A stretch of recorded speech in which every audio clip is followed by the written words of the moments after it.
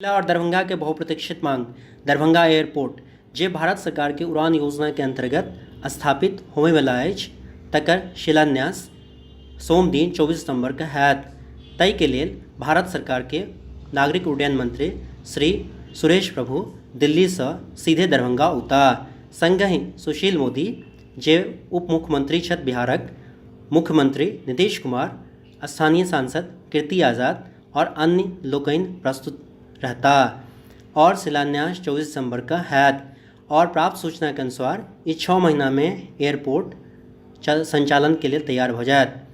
और ई एयरपोर्ट के शुरू भेला से मिथिला के और संगहि नेपाल के क्षेत्र के लोग इनके बड़ सुविधा हेतनि, कियाकि पटना एयरपोर्ट जाय में लोग के बड़ असुविधा होइ छलनि और 6-7 घंटा टाइम लागि जाइ छलनि। आब समय बाँचतनि, कियाकि गांधी सेतु जाम रहलाक कारणे गाड़ी में 2-3 घंटा ओहिठाम फंसि जाइ छला है। और आब दरभंगा एयरपोर्ट के शुभारंभ भेलाक कारणे हुनका सबके दिक्कत नहीं हेतनि। तो आब वो दिन दूर नहीं जे अपने सब दरभंगा से सीधे दिल्ली, मुंबई, बेंगलोर और अन्य जगह जायब।